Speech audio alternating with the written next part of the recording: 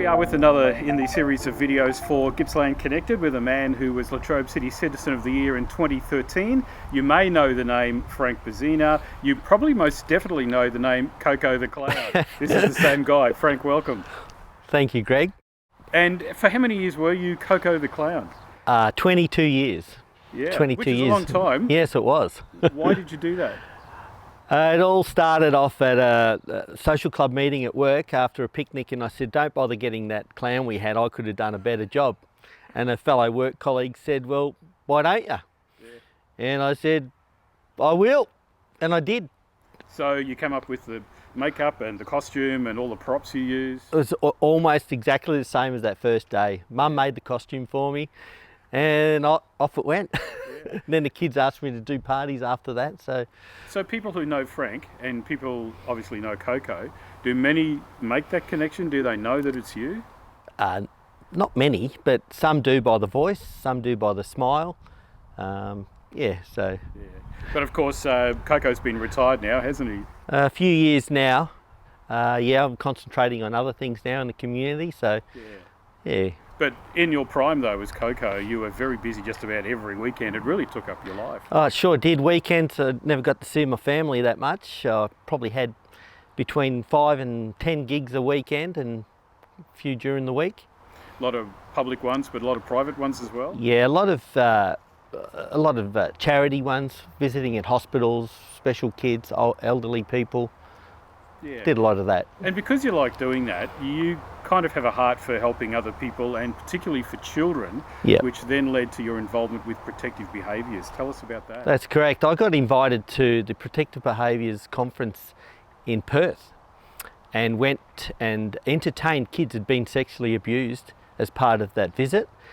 And those kids weren't very responsive during the show, and they were much different than other kids. I won't say normal kids, because they're normal kids too. Yes. So I thought, geez, these kids must be really hard hit, and I had to think about it. And we have these kids in our community as well. So 1 in 5 kids are abused in some form by the age of 18. So I thought, you know what, I'm going to try and bring the protective behaviours education into our area, and with Protective Behaviours WA, they came on board and I put up 10 grand. People came and we've had 300 people educated since. And educated to do what? What is it that they're trained to do in protective behaviour? So they teach kids how to be body sensitive and not let people get in their space, how to teach kids to say no, and not be in vulnerable situations where they could be sexually abused. So Latrobe City took it on board, and other schools did, and eventually 3 years later the government took it on board. Now it's compulsory for all schools to have some form of education to protect our kids. And that's because a few years ago you got it active here in the region. I did get it active in the region, but I'm not sure. I was the instigator. The Royal Commission into Child Abuse really got that going. Yeah, okay. But you must be really pleased to see that now. Oh yeah, absolutely. Yeah, absolutely. So and making a difference in the lives of kids and their families. Absolutely. So yeah, I'm pretty proud of what I did there, and I know kids are being protected, so that's the main thing.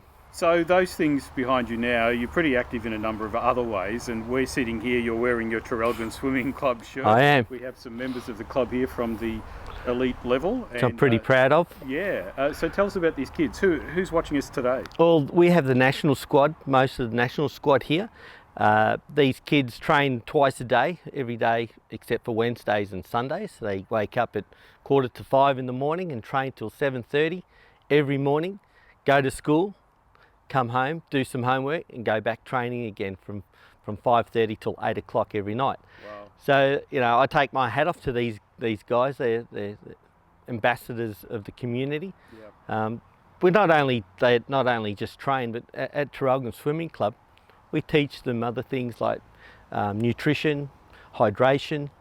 We have physiotherapists turn up at the club for a whole day and analyse each kid's strengths and weaknesses, and then we set a program for each kid to run during the year to strengthen their weaknesses.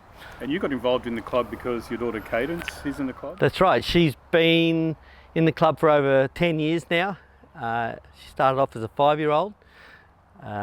Yeah, so she's doing really well, and her best friends are part of the club now. Yeah, that's good.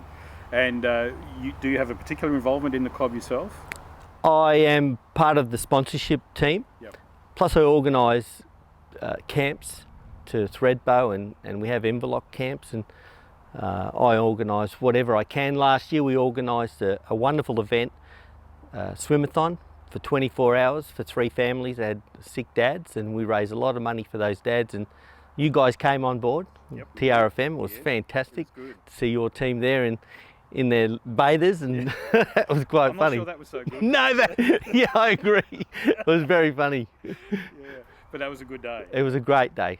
But you're also doing quite a bit for the Maltese community in the Latrobe Valley as well, including that wonderful festa that comes around every couple of years. That's right. I'm the events coordinator for the Maltese Festa, being of Maltese background. Last year was the second one in this area over the past 20 years. We had 10,000 people turn up. We had enough food, but we just didn't have enough ovens to keep up with the demand of food. Hopefully this year, I know this year we're on top of that. We've got extra ovens and more outlets. So when's the next one? The 22nd of February 2020. It's a Saturday at Kernet Hall. Yep. Can't wait. Plenty of Maltese food. Plenty of Maltese food. We've got other food there for the kids as well. We've got some hot dogs and chips. So I think Macca's really capitalised on that day with the kids. So everyone wanted Macca's. So this time we're catering for the kids as well. And what's a good Maltese dish, or what kind of flavours or taste can people experience? Well, it's similar to the Italians. We have ravioli, and we call it timpana, which is like a macaroni. We have pastizzis with ricotta and peas and all that sort of thing. So, and we have some nice cannelloni as a sweet, and we call this imaret. It's like a fried date biscuit. It's magnificent. Yeah, very good. I can't wait to taste it. Also, because of your daughter Cadence, you've been involved with Friends of St Paul's Anglican Grammar School. You were president of that until just now? That's right. So Cadence moves to Warragul next year, so I'm moving on with her. For the last 11 years we've been at St Paul's in Traralgon, and for the last 7 years I've been the president of the fundraising committee. And it was called Friends of St Paul's, but the kids thought, because I was there for so long, it was Frank of St Paul's. Frank of St Paul's. We raised a lot of money. So you didn't become St Frank or anything? But... No, I didn't. But yeah, the school, we've transitioned. We've got other people taking over now. We raise money through raffles and gala balls and fun runs and things like that. So.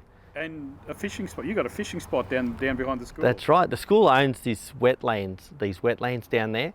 It actually got cancelled this year due to the rain that we had, so it was inaccessible. So what the Fisheries Victoria Authority also support us, and they give us a grant every year to help feed the people, and yeah, we get people down there catching carp, big carp. One day we want to eradicate all the carp and put some native fish in there. Yeah. So some good fundraising and a lot of fun along the way. A lot of fundraising and fundraising. Yeah. And probably the other thing that's taking some of your time right now is your involvement with Latrobe Valley Racing Club, which sadly only gets 2 meetings a year at Traralgon. I'm sure you'd like to see more. Oh, we'd love to see more. With the 2 race meets, you know, the gods don't really help us that often with the rain, and all that sort of thing. But we're trying to turn the facility into a multi-facet facility, so we can have other events there as well. Yeah. But we're looking good for Cup Day. Our membership's quadrupled in the last 6 months. I've had a little bit to do with that. I had a few ideas and the club came on board, so we're going really well in regards to that. Yeah, and Cup Day is this coming Sunday, so fingers are crossed. That's right. The weather this time, because a lot of businesses use that as their Christmas party or their end of year event, don't they? So all our marquees and our dining room nearly all sold out. So that's a great thing for us. We need the bums on seats. We need people coming in the gate and coming have a few drinks and enjoying the facility. So hoping we get good weather. So, retirement on your mind when you're going to think about retiring to the bungalow at Seaspray or someplace? No, not at the moment. I've got a pretty good job. I enjoy my work. It's shift work, so it allows me to do other things when I'm off. So that's why I get quite involved with other community groups, because my work allows that. Yeah, and that's a good point, because you do have a full-time job like all of us, so all these things we've talked about have been on top of work, haven't they? That's correct. Work supports me. If I need time off, most of the time I'm allowed to get the time off. So yeah, no, work helps, and I enjoy getting out there. Yeah, and where do you work, for those who I work at Loy Yang B as an operator. Yeah. I've got a good bunch of blokes out there. I've been there for 26 years, so yeah, and I love it. Good.